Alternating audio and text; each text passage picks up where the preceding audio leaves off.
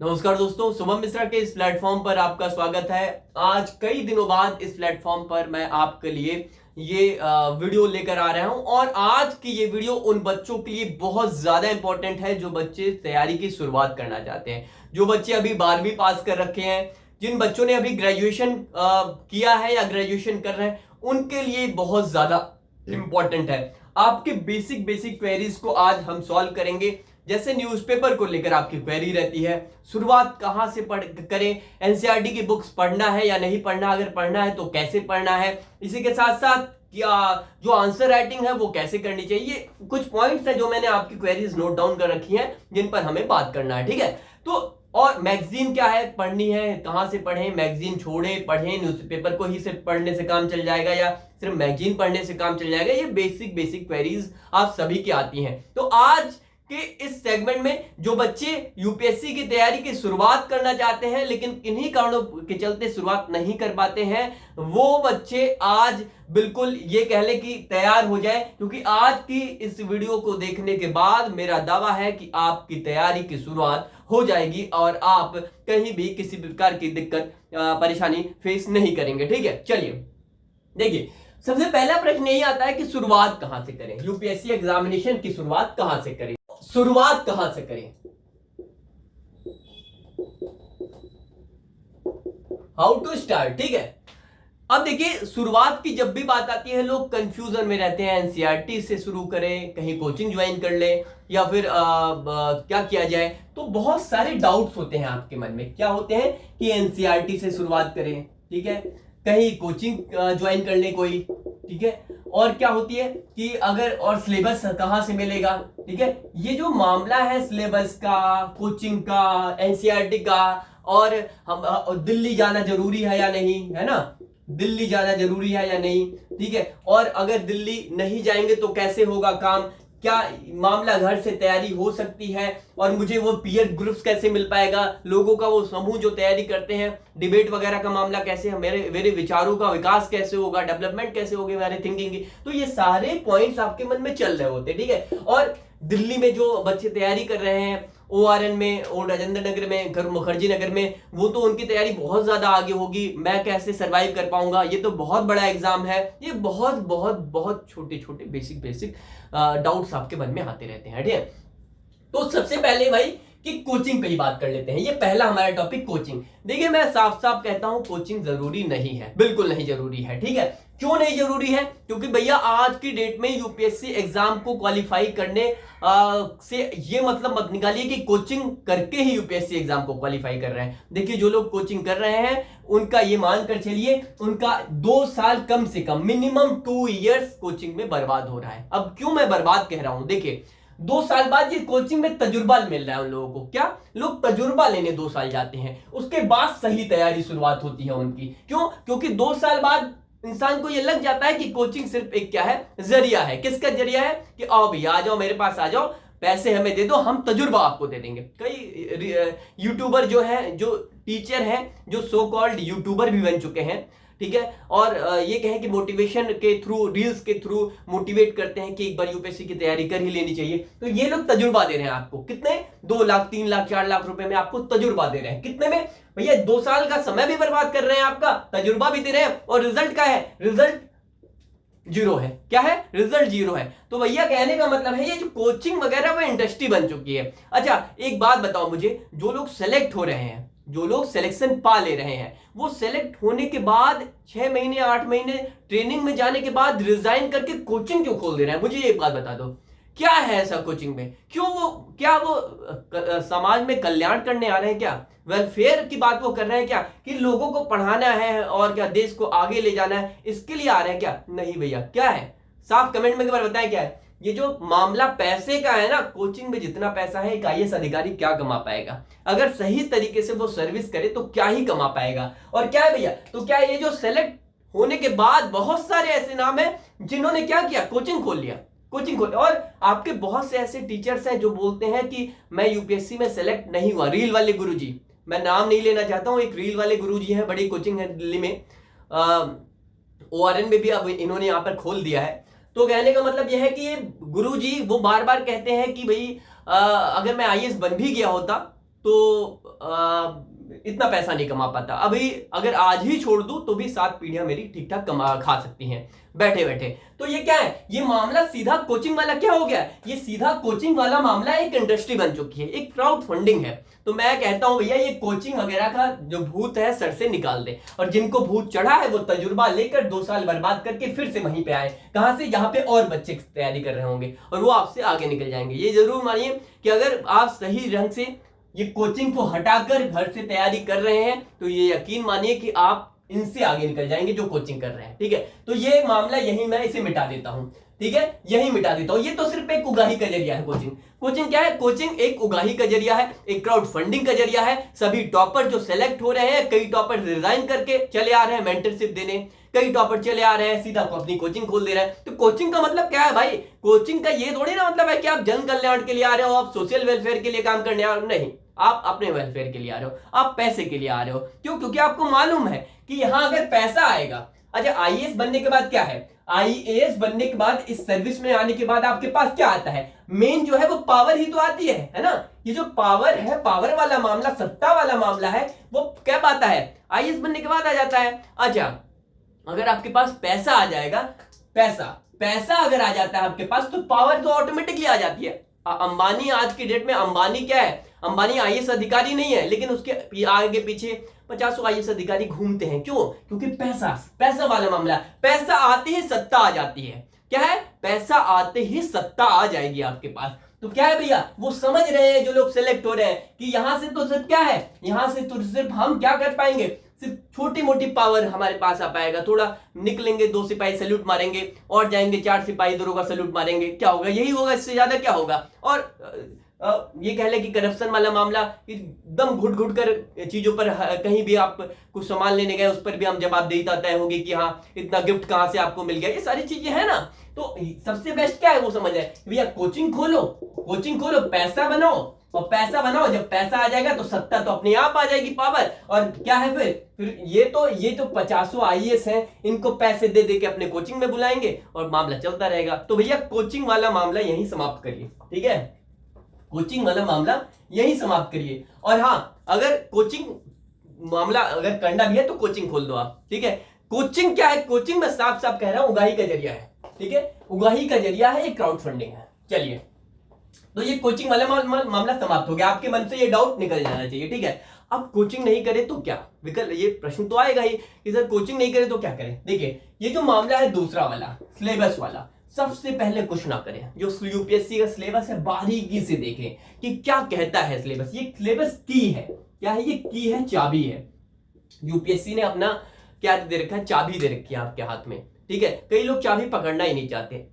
ये जो दरवाजा है यूपीएससी नाम का, ये यूपीएससी नाम का जो दरवाजा है, ये कैसे खुलेगा, ये यूपीएससी ने ये जो चाबी दे रखी है इसी से ये दरवाजा खुलेगा। ठीक है, अब कई लोग ये चाबी के बिना, ये चाबी, कई लोग क्या है मूर्खता करते हैं, मूर्खता, कई लोग नहीं, मोस्ट ऑफ द स्टूडेंट ये क्या करते हैं, ये चाबी नहीं लेते हैं, क्या करते हैं, वो सीधा पैरों से तोड़ना शुरू करते हैं इस दरवाजे को, और 4 साल 6 साल तक तोड़ते रहते हैं। फिर क्या है, फिर थक हार कर बैठ जाते हैं, वापस चले जाते हैं, अपने गांव चले जाते हैं, अपने छोटे कस्बों में चले जाते हैं। अब क्या है, उनको ये समझ में नहीं आता कि ये जो चाबी है, अगर सीधा सीधा हमने चाबी से सही ढंग से खोला होता तो ये दरवाजा ऑलरेडी क्या होता है, खुल जाता। ठीक है, तो ये चाबी जो है यूपीएससी की, वो चाबी आपको देखनी चाहिए, और उस चाबी का क्या करना चाहिए, सही ढंग से आपको एनालिसिस करना चाहिए सिलेबस का। ठीक है, सिलेबस से आपको पाएंगे कि कमीशन आपसे क्या है, क्या पूछना चाहता है, क्या सिलेबस क्या हमें देता है कि भैया ये जो कमीशन है, ये जो आयोग है,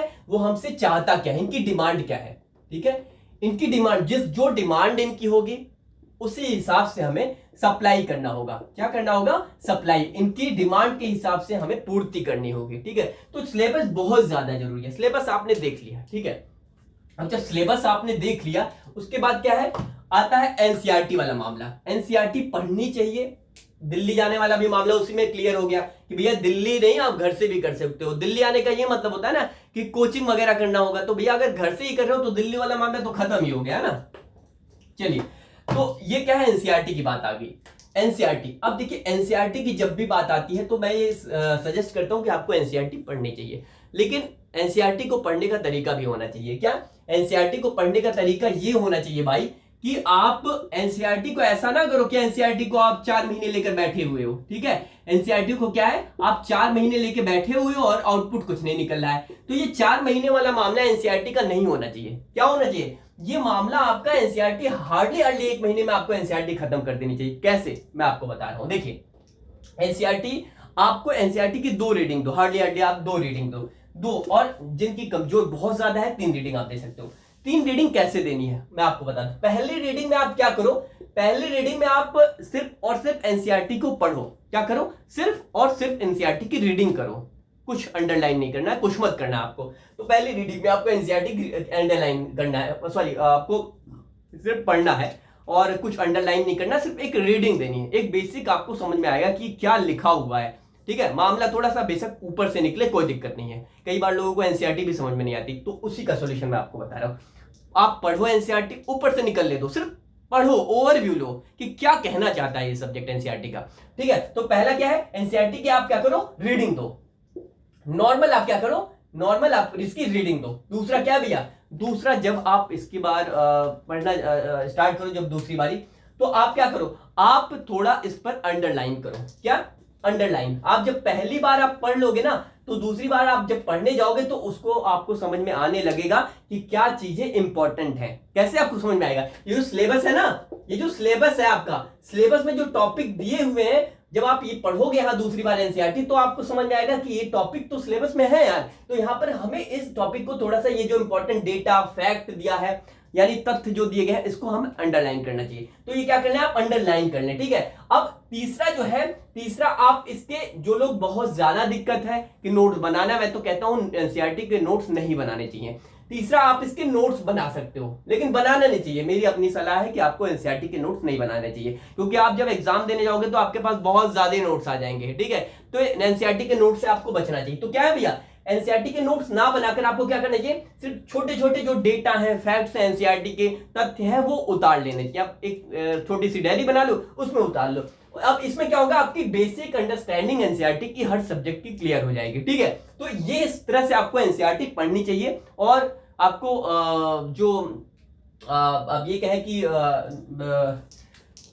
नोट जो आप कह रहे हो कि एनसीईआरटी का, उससे आपको बचना चाहिए, ठीक है। तो ये एनसीईआरटी सिलेबस का मामला हो गया है ना। अब स्टार्ट तो आप इस तरह से करो, ठीक है, स्टार्ट आप इस तरह से करो। चलिए अब बात आती है दूसरा जो हमारा पॉइंट है कि भैया न्यूज़पेपर वगैरह को लेकर। अच्छा, एनसीईआरटी शुरुआत आप, बाकी आप यहां से ये सब कर रहे हो, शुरुआत आप हमारे ओनली यूपीएससी का जो यूट्यूब चैनल है, ठीक है, ओनली यूपीएससी का जो यूट्यूब चैनल, इस पर जो क्लासेस चल रही है, ठीक है, इस पर जो क्लासेस चल रही है, उन क्लासेस को आप करते चलो। और जो हम स्टडी मटेरियल आपको प्रोवाइड कर रहे हैं, ठीक है, आपको जो हम स्टडी मटेरियल प्रोवाइड कर रहे हैं, ठीक है, वो भी क्लासेस के बाद पढ़ते रहो, ठीक है। ये जो क्लास है उसके नोट्स बनाओ, नोट्स के साथ साथ ये जो स्टडी मटेरियल हमारे द्वारा प्रोवाइड किया जा रहा है उसको आप पढ़ते चलो, ठीक है। इतना करो, बस इतना करो। और क्या है, इतना करने के साथ साथ आप क्या है, जो यूपीएससी के हिसाब से अपना टाइम टेबल आप बना लो कि रोज हमें ये चीजें, ये एक सब्जेक्ट पढ़ना है, फिर उसके बाद दूसरा सब्जेक्ट पढ़ना है, फिर ऑप्शनल पढ़ना है। वो सिलेबस आप किस हिसाब से आप शेड्यूल अपना बना लो, डेली का 7-8 घंटे का बनाओ ही बनाओ, ठीक है। तो ये क्लासेस आप करते चले, ठीक है। मेरा दावा है जो मैं इन चीजों को आपको बता रहा हूं, इससे आपका एग्जाम क्लियर होगा, बिल्कुल क्लियर होगा, बशर्ते आपको कंसिस्टेंसी बनानी होगी, एकाग्रता बनानी होगी, ठीक है। अब क्या भैया, न्यूज़पेपर को लेकर बात आती है कि न्यूज़पेपर कैसे पढ़ें और न्यूज़पेपर पढ़ना है या नहीं, ठीक है। हाउ टू रीड न्यूज़पेपर, ठीक है। क्या है भैया, हाउ टू रीड न्यूज़पेपर, ठीक है। ये जो मामला है न्यूज़पेपर का, ये कई बार आता है हिंदी मीडियम वाले बच्चों के लिए। सबसे जो मेन कंसर्न यही है आपका कि हिंदी न्यूज़पेपर या इंग्लिश न्यूज़पेपर, ठीक है, इंग्लिश। तो पहले मैं हिंदी वाले न्यूज़पेपर की बात करता हूं। मैं साफ साफ यहां पर बात यही सीधा खत्म कर देता हूं कि हिंदी मीडियम में ऐसा कोई भी न्यूज़पेपर है ही नहीं जिसे पढ़ा जाना चाहिए। यूपीएससी के पॉइंट ऑफ व्यू से ऐसा कोई न्यूज़पेपर नहीं आता हिंदी मीडियम में जो आप ये कह लो कि इससे पढ़कर काम चल जाएगा। तो भैया हिंदी मीडियम वाले बच्चों के लिए आप ये कहें कि आप जनसत्ता पढ़ रहे हैं, दैनिक जागरण का नेशनल एडिशन पढ़ना, आप पढ़ लें, उससे इंटरटेन होंगे आप। सिर्फ क्या होंगे, उससे सिर्फ मजा आएगा आपको कि ये थोड़ी इधर उधर की खबरें आपने पढ़ ली, बेकार की खबरें छपी होती हैं, मैं ये नहीं कहता कि अगर आपके पास एक्सेस है ही नहीं है इंग्लिश न्यूज़पेपर का, यानी आपके यहाँ आता ही नहीं, तो आप ऐसा करें सिर्फ पढ़ें। लेकिन मैं ये कहता हूं कि सिर्फ पढ़ें तो आप 10-15 मिनट सिर्फ दे उसको, बहुत ज्यादा काम नहीं आने वाला ये एग्जाम के पॉइंट ऑफ व्यू से। क्यों? क्योंकि इसमें उस स्तर का जो कंटेंट है, उस स्तर का आप ये कह लें कि न्यूज छपती ही नहीं जो एग्जाम के पॉइंट ऑफ व्यू से इंपॉर्टेंट है। तो ये तो मामला यहाँ खत्म है। तो अब प्रॉब्लम ये है कि हिंदी मीडियम वाले बच्चे, इंग्लिश वाले तो सीधा सीधा इंग्लिश वाले न्यूज़पेपर पढ़ेंगे, उन्हें तो कोई दिक्कत नहीं है आप सभी को। लेकिन आप अगर हिंदी मीडियम से हैं तो आपको इंग्लिश के न्यूज़पेपर के साथ जाना चाहिए। प्रॉब्लम यही आ जाती है कि हमें इंग्लिश की मीडियम वाली जो पेपर है वो समझ में आते नहीं है। तो भैया जब समझ में ही नहीं आएगा तो फिर क्या करें? अब जब ये समझ में नहीं आएगा इंग्लिश वाला न्यूज़पेपर, तो आपके लिए सॉल्यूशन मैं आपको बताता हूं, ठीक है? देखिए, आप क्या करें, आपको फिर भी इंग्लिश वाला आप न्यूज़पेपर डाल लें हैबिट, ठीक है, पढ़ने की। चाहे आप द हिंदू पढ़ रहे हो, ठीक है, द हिंदू और इंडियन एक्सप्रेस और इंडियन एक्सप्रेस, ठीक है? तो हिंदू या इंडियन एक्सप्रेस आप इसको पढ़ने की आदत डालें। अच्छा, मैं इन दोनों में अगर हिंदी मीडियम वाले हैं तो प्रेफर ये करता हूं कि इंडियन एक्सप्रेस के साथ आप जाएं, क्योंकि इसकी जो लैंग्वेज है, इसकी जो भाषा है, वो इंग्लिश थोड़ी सी आसान छापी जाती है, पब्लिश की जाती है, ठीक है? तो इंडियन एक्सप्रेस की लैंग्वेज इजी होती है, तो मैं ये कहता हूं इंडियन एक्सप्रेस के साथ जाएं। अच्छा, अब ये है कि समझ में आता नहीं तो कैसे पढ़ें? तो मैं आपको ये सजेस्ट करता हूं कि आप शुरुआत करें, न्यूज़पेपर लेकर आप शुरुआत करें। शुरुआत कैसे करें? आप फर्स्ट डे पढ़ेंगे, सेकंड डे पढ़ेंगे, आप ऐसे पाएंगे तीसवें दिन, जो पहले दिन की रीडिंग आप कर रहे होगे, तीसवें दिन आप में इंप्रूवमेंट होगा। इससे क्या होगा? इससे आपकी जो इंग्लिश से दूर जाने की हैबिट है, जो डरने की हैबिट है, वो दूर होगी, ठीक है? और आप पाएंगे क्या? आप पाएंगे कि तीसवें दिन वो मामला समझ में थोड़ा थोड़ा आने लगेगा जो पहले दिन था, ठीक है? पहले दिन जो समझ में नहीं आ रही थी चीजें, वो तीसवें दिन समझ में आने। अच्छा, इससे क्या होगा सर? बोलेंगे सर इसमें बहुत ज्यादा टाइम लगता है, कैसे करें? ये तो चीज है। देखिए, मैं ये कह रहा हूं कि आप ये बेसिक आप पढ़ें न्यूज़पेपर। इससे क्या होगा? इससे आप सुबह के बताए आप ये करें कि माने कि आप ज्यादा से ज्यादा 45-50 मिनट दें, ठीक है? या फिर जो नए बिगिनर है वो 1 घंटे से ज्यादा न्यूज़पेपर को ना दे। लेकिन अगर आप 6-8 महीने से पढ़े तो 40-45 मिनट में मामला खत्म कर दें। अच्छा, अगर आपको नहीं भी समझ में आए तो आप क्या करें? जो हेडलाइन होता है न्यूज़पेपर का, जो इंडियन एक्सप्रेस में जो हेडलाइन छपी होती है, उसको ही पढ़ के समाप्त करें। इससे क्या होगा? आपकी न्यूज़पेपर रीडिंग की हैबिट, इंग्लिश न्यूज़पेपर रीडिंग की हैबिट को थोड़ी डेवलप होगी। और क्या होगा भाई? और होगा ये कि भाई इससे आपको सीखने को ये मिलेगा कि आप यूपीएससी के मेंस में आपको इंग्लिश कंपलसरी का एक पेपर होता है। अब जो ये डरने वाला जो भय है आपके अंदर, ठीक है, आप जो डर रहे हो वो चीजें खत्म होंगी। और तो क्या कहा मैंने? आप अगर कुछ नहीं आ रहा तो सिर्फ आप हेडलाइन पढ़ो, सिर्फ और सिर्फ हेडलाइन पढ़ो। और शाम में आप क्या करो? शाम में किसी एक यूट्यूब चैनल पर चले जाओ जो इन इंग्लिश के न्यूज़पेपर का क्या करते हैं, हिंदी में डिस्कशन प्रोवाइड करते हैं। मतलब जो डेली इन न्यूज़पेपर में चीजें पब्लिश होती हैं, छपी होती हैं, उसका हिंदी में डिस्कशन करते हैं कि आज ये छपा है, ये इंपॉर्टेंट टॉपिक है, ये थोड़ा डिस्कस कर देते हैं। उन यूट्यूब चैनल्स पर जाएं आप, और वो क्या करें? आप वहां पर पढ़ें, ठीक है? तो इससे क्या होगा? शाम में जब आप उस यूट्यूब चैनल से वो क्लास कर रहे होंगे, ठीक है, वो क्लास कर रहे होंगे किस बात का? कि डेली न्यूज एनालिसिस का, तो आप पाएंगे कि आप ये कई आप समय के साथ आपको ये समझ में आने लगा कि यार सुबह तो ये मैंने, बेशक मैं आपने हेडलाइन ही पढ़ी, सुबह तो ये टॉपिक मैंने न्यूज़पेपर में पढ़ा था जो आज सर डिस्कस कर रहे हैं क्लास में, मतलब न्यूज़ पेपर डिस्कशन में। तो क्या है? तो आप पाएंगे कि आपको इंटरेस्ट उस न्यूज़पेपर में होता चला जाएगा। तो क्या है? ये इस तरह से आप इनिशिएट करें न्यूज़पेपर वाला मामला, आप पाएंगे कि 1-2 महीने में आपका डर खत्म हो जाएगा। और आप एकदम, अगर आप तैयारी के लिए, अगर आप सही ढंग से, अगर सही ढंग से आप तैयारी करना चाहते हैं और यूपीएससी के एग्जाम को क्वालिफाई करना चाहते हैं, तो जो मैं बातें बता रहा हूं आपको ये चीजें करनी चाहिए। देखिए, अदरवाइज मैं यार देखो लगातार मैं कहीं बीच में रोकता नहीं कि थोड़ा सा इधर उधर की बात कर लूं, थोड़ी सी मोटिवेशन की बात कर लूं, थोड़ा सा हंसी मजाक की बात कर लूं। क्यों? क्योंकि भैया टू द पॉइंट जो चीजें हैं वो फेंक कर आगे निकलो, वीडियो समाप्त करो। क्योंकि भाई देखो, मोटिवेशन बहुत हर जगह मिल रहा है। आप जाकर बड़े बड़े गुरुजी आप देखते होंगे, बहुत जो लाखों रुपए लेकर दिल्ली के करोल बाग में, दिल्ली के मुखर्जी नगर में वहां पर पैसे छाप रहे हैं, तो वो लोग मोटिवेशन देते हैं। वहां पर जाइए, आप लाखों रुपए दीजिए, वहां मोटिवेशन वहां से मिल जाएगा, यहां से नहीं मिलेगा। यहां से टू द पॉइंट बातें होंगी, जो एग्जाम के पॉइंट आपको सिलेक्शन लेना है उस पर बातें होंगी, और इस पर नहीं होंगी। तजुर्बा ले लीजिए, तजुर्बा के जो है पाने के लिए एक बार यूपीएससी की तैयारी ना, भाई इस पर यहां बातें नहीं होंगी, ठीक है? इसलिए मैं टू द पॉइंट पर बात करता हूं, समय वेस्ट ना करते हुए इन सब चीजों पर थोड़ा सा बातें फोकस कर। तो ये न्यूज़पेपर का मामला रहा, ठीक है? अब चलिए, न्यूज़पेपर का मामला तो खत्म हो गया। अब कई लोग पूछते हैं क्या ओनली यूपीएससी के, जो हमारी दूसरा चैनल है ओनली यूपीएससी का जहां पर क्लासेस कराई जा रही है फ्री ऑफ कॉस्ट, उससे मामला बन जाएगा, क्लासेस उससे करने से यूपीएससी क्वालिफाई हो जाएगा। तो भैया मैं कहता हूं कि आप कहीं भी चले जाओ, आप 10 लाख रुपए दे दो, मेंटरशिप कर लो, आप 20 लाख दे दो, आपका मामला कहीं सेट नहीं होगा। जब तक आप क्या करेंगे, जब तक आप अपने एंड से ये जो एफर्ट्स हैं वो एफर्ट्स नहीं लगाएंगे अपने एंड से, ये जो एफर्ट्स वाला मामला है अगर आपने नहीं लगाया, ठीक है, तो आपके एंड से आप कहीं भी कितना भी पैसे दे दो, कहीं भी कुछ कर लो, मामला सेट नहीं होगा। एफर्ट्स का मतलब यह है कि कम से कम आप डेली 7 से 8 घंटे, ठीक है, 7 to 8 आवर्स आपको क्या है, पढ़ने की आदत डालनी होगी, वो जो शेड्यूल है वो बनाना होगा, ठीक है। शेड्यूल का मतलब जैसे यहाँ क्लासेस हो रही है ना, जैसे यहाँ क्या हो रही है, जैसे यहाँ क्लासेस हो रही है, तो भैया जैसे पॉलिटी की आपकी इंडियन पॉलिटी की क्लास हो रही है, तो पॉलिटी की क्लास आप करें, ठीक है, जो क्लास में पढ़ाया जाए वो वहां पर रिवीजन करें, अपने नोट्स बनाएं, जो स्टडी मटेरियल है वो भी आप उसको रिवाइज करते रहें, जो हमारे एंड से प्रोवाइड किया जाता है। दूसरा, इकोनॉमी की क्लास चल रही है ना, इकोनॉमी वाली क्लास क्या है, आप वो भी क्लास करें, उसके भी स्टडी मटेरियल जो प्रोवाइड किए जा रहे हैं वो भी पढ़ें, और 2 जीएस के सब्जेक्ट इस तरह से आपके हो गए। अब तीसरा ऑप्शनल सब्जेक्ट है ना, तीसरा एक कोई ऑप्शनल सब्जेक्ट जो आपका हो वो भी अपने शेड्यूल में डालें डेली पढ़ने के लिए। चौथा क्या है भैया, न्यूज़पेपर, ठीक है, न्यूज़पेपर अपनी मैगजीन, ठीक है, इस मैगजीन को भी आप मतलब कहने का एक डेली शेड्यूल में आपको ये सारे सब्जेक्ट आपको कवर करने हैं, कि सारे 7-8 घंटे आप दे रहे हैं, तो ओनली यूपीएससी के प्लेटफॉर्म के साथ आपका हो जाएगा, बिल्कुल हो जाएगा, ठीक है। इसीलिए मैं कहता हूं इसका जवाब यही है कि आपको अपने एंड से भी एफर्ट लगाने होंगे, और मामला आप कहीं भी जाइए सेट तभी होगा जब आप अपने एंड से एफर्ट लगाएंगे। चलिए ठीक है, अब आती है बात आंसर राइटिंग की। क्या आती है आंसर राइटिंग, ये सारे मैटर को मैं आज खोलकर आपसे डिस्कस कर रहा हूं, ठीक है। आंसर राइटिंग की बात आती है, थोड़ा ओवर हैंड राइटिंग बोर्ड पर हो जाता है, आदत नहीं है बोर्ड पर लिखने की, इसी वजह से थोड़ी हैंड राइटिंग थोड़ी ओवर हो जाती है, ठीक है, यूजुअली हैबिट नहीं है।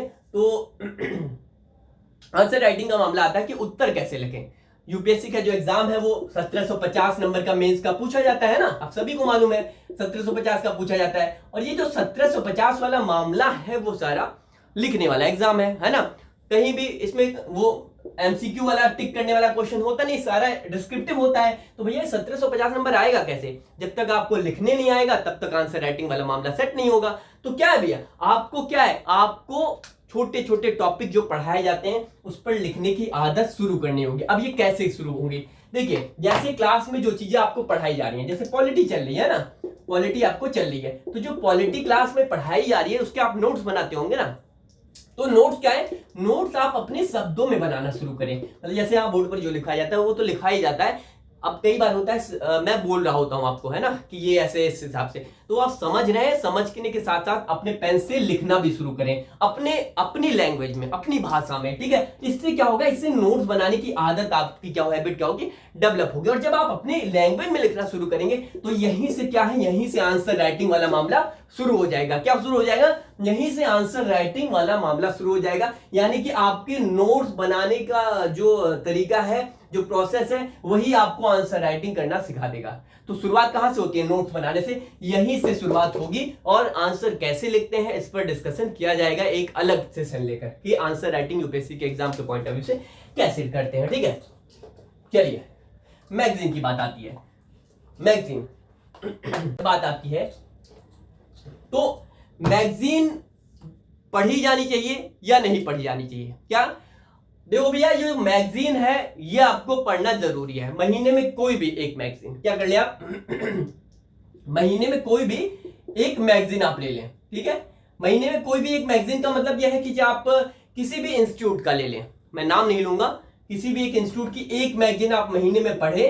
इसी के साथ साथ आप क्या होगा, अच्छा कई लोग कहते हैं कि मैगजीन, सिर्फ मैगजीन पढ़े, न्यूज़पेपर छोड़ दे चल जाएगा काम, तो मैं अच्छा मैगजीन में क्या होता है, मैगजीन में पूरे 30 दिनों की, ठीक है, 30 डेज जो घटनाएं घटी रहती हैं देश दुनिया में, वो मैगजीन में ही तो छप के आती है ना, यही तो मैगजीन कहलाती है। तो 30 दिनों की घटना आप एक साथ ये कह लें। कई लोग कहते हैं सिर्फ मैगजीन पढ़ ले उससे काम बन जाएगा, तो ये बताओ आप, मैं आपको एक साथ 30 दिनों का खाना दे दूं खाने के लिए, आप खा पाओगे? 30 दिनों भूखा रखूं तो आप खा पाओगे? नहीं ना, डाइजेस्ट नहीं होगा ना, पचा नहीं पाओगे, आपके पाचन तंत्र जो डाइजेस्टिव सिस्टम है आपका क्या है, फेल हो जाएगा ना।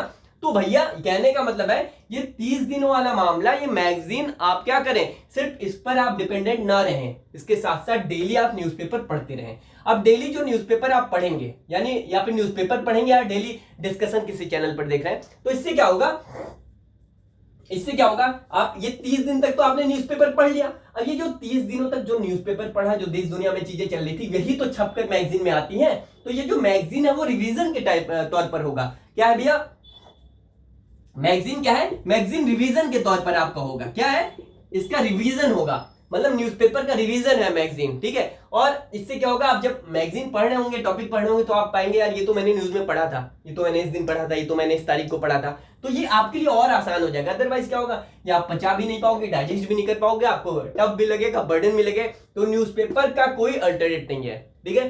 न्यूज़पेपर के साथ साथ मैगजीन पढ़े, मैगजीन के साथ साथ न्यूज़पेपर पढ़े, ठीक है। अब जैसे आपका मान लेते हैं कोई 120 पेज की कोई मैगजीन है या फिर 140 पेज की, आप हार्डली 5-6 पेज रोज पढ़ते रहे, ठीक है। 5-6 पेज रोज पढ़ते रहे, मामला सेट हो जाएगा। ज्यादा बर्डन लेने की जरूरत नहीं है कि एक साथ मैगजीन भी लेना शुरू कर दिया आपने। कई लोगों ने बोला वो PT 365 आती है, मतलब छोड़ दे, कुछ ना करंट पढ़े ना मैगजीन पढ़े, पूरा साल में वो आता नहीं है, एक बार एक साल भर की एक साथ मैगजीन आती है एग्जाम के 2 महीने पहले, उससे मामला सेट हो जाएगा क्या। तो भैया मैं तो कहता हूं कि आप लोग कुछ मत पढ़े, सीधा UPSC के एग्जाम में जाकर बोले कि 1 घंटे का समय दे दो, मैं 365 वाली मैगजीन एक बार पढ़ लेता हूं। तो भैया मैं कहता हूं कि ये सब पहेली वाली बातें पर ध्यान ना दे, ये इस तरह से फॉलो करें, ठीक है। चलिए, ये तो मैगजीन की बात हो गई, ठीक है। तो ये जो टॉपिक्स मैंने नोट डाउन कर रखे थे आपके छोटे छोटे, वो मैंने यहाँ पर थोड़ा सा कवर किया। और क्या आपकी क्वेरी है प्लीज कमेंट सेक्शन में बताएं कि और आपको क्या जानना है। अपकमिंग वीडियो में उस टॉपिक पर डिस्कस करूंगा, ऑप्शनल सब्जेक्ट पर डिस्कस करूंगा, कैसे ऑप्शनल सब्जेक्ट चूज करते हैं। और थोड़ा अगर आपको जो भी पूछना कमेंट सेक्शन में बताएं। बाकी आज के इस आपके जो क्वेरी थी उसको मैं थोड़ा सा सॉल्व करने की कोशिश किया। चलिए, बहुत बहुत धन्यवाद। लाइक का बटन दबाएं, शेयर करें, कमेंट सेक्शन में बताएं कि वीडियो कैसी लगी।